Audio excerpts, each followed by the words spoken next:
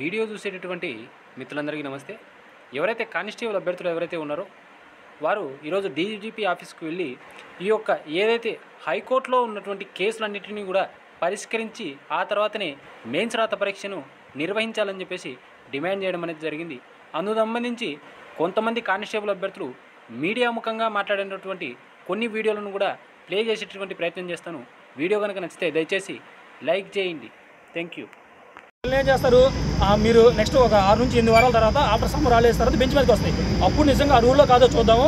అంటే ఎవరి వైపు చెప్పలేదు, కేసు మధ్యలో ఉంది. అటు వాళ్ళ వైపు ఇవ్వలేదు, ఇటు వీళ్ళ వైపు ఇవ్వలేదు, కేసు మధ్యలో ఉంది. కేసు మధ్యలో ఉన్నప్పుడు తీసుకెళ్ళి మీరు ఎగ్జామ్ పెట్టడం కరెక్ట్ కాదు. ఈ 2 నెలలు అయితే ఆ కేసు క్లియరెన్స్ వస్తే అప్పుడు పెట్టుకోవచ్చు. 3 సంవత్సరాల నుంచి ఆపింది ఎందుకు, కేసులు ఉన్నాయి కదా. అలాంటప్పుడు తీసుకొచ్చి మధ్యలో ఎందుకు పెడుతున్నారు? మధ్యలో పెట్టడం వల్ల ఏం జరిగింది, వీళ్ళని ఎలవ్ చేయాల్సి వచ్చింది. అదే 2 నెలలు ఆగితే వాళ్ళు ఎవరిని ఎలవ్ చేయకుండా ఉండేది. ఇప్పుడు హైట్ పోయిన వాళ్ళని, ఏజ్ పోయిన వాళ్ళు ఎవరైనా ఎలవ్ చేయమంది, కోర్టు ఆర్డర్ వచ్చింది ఎలవ్ చేయమని. వీళ్ళే దీన్ని ఇప్పుడు ఇంప్లిమెంట్ చేయాలి. దీన్ని కౌంటర్ వేసి ఇవ్వాలన్నమాట. 22 తారీఖు బెంచ్ మీద కూడా కేసు వస్తుందని చెప్పారు. కౌంటర్ వేసి ఇవ్వాలి. సో ఇప్పుడు ప్రజెంట్ డిమాండ్ ఏంటంటే 10 నిమిషాలు మాట్లాడినా అరగంట మాట్లాడినా రాదు. 2 నిమిషాల్లో మీరు క్లుప్తంగా చెప్పండి చాలు. అది ఓకేనా? మీరు హైలైట్ లేదా అర్హత లేనోడు ఉద్యోగం ఇచ్చారు. కానిస్టేబుల్ ఎగ్జామ్ ఆల్రెడీ 3 years అవుతుంది. నోటిఫికేషన్ వచ్చింది. 6100 పోస్టులతో ఈ నోటిఫికేషన్ ఇచ్చారు. ఇందులో మధ్యలో హోమ్ గార్డ్స్కి ఎలో చేశారు. వాళ్ళు ఈవెంట్స్ క్వాలిఫై కాలేదు, అలాగే ప్రిలిమ్స్ క్వాలిఫై కాలేదు. ఇంకా వాళ్ళందరినీ మెయిన్స్కి ఎలో చేశారు. అందువల్ల వాళ్ళని ఎలో చేయటం వల్ల వాళ్ళకి 15% రిజర్వేషన్ ఇవ్వటం వల్ల 1100 పోస్టులు వాళ్ళకి వెళ్ళిపోతున్నాయి. వాళ్ళకి కట్ ఆఫ్లు అనేవి లేవు.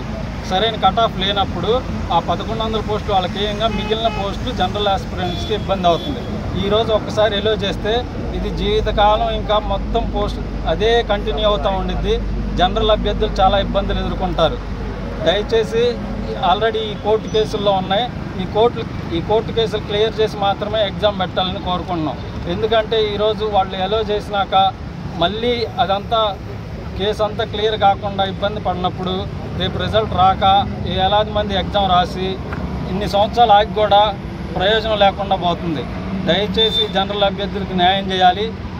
ఆ హోంగార్డ్ కేసు త్వరగా క్లియర్ చేసి కేసులు క్లియర్ చేసి మాత్రం ఎగ్జామ్ పెట్టాలి. జనరల్ అభ్యర్థులకి న్యాయం జరపాలి.